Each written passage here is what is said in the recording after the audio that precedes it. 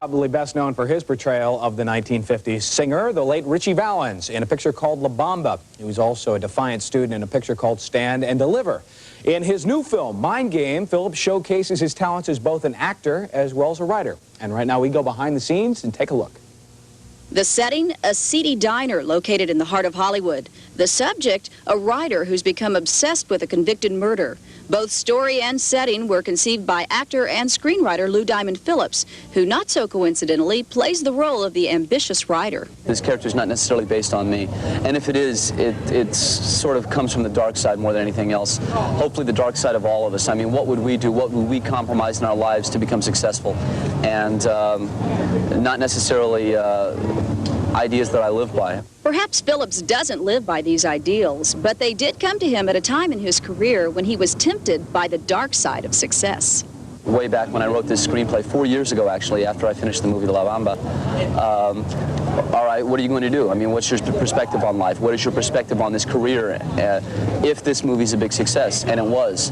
And I had to stop and think about what was important to me in my life and take all of that and sort of say, well, what if I gave into the dark side? What if I said, fine, I don't need this or I don't need that in my life, important things.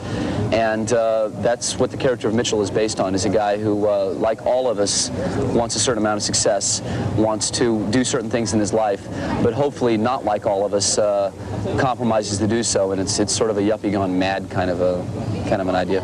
In addition to writing and acting credits, Phillips played a part in the film's casting. For the murderer, Phillips chose Clancy Brown, an actor whose career he's been following from the very start. Whenever you write a character, you can only add so much to it, and then you hope that the actor's going to bring so much more. And the whole cast has done that, and I think especially Clancy Brown.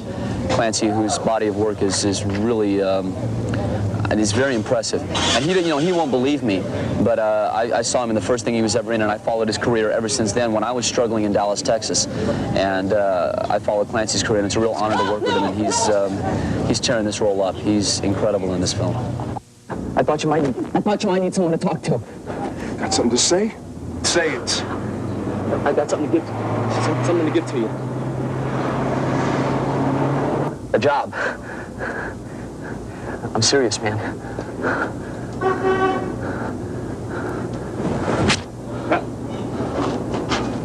Yeah, look good.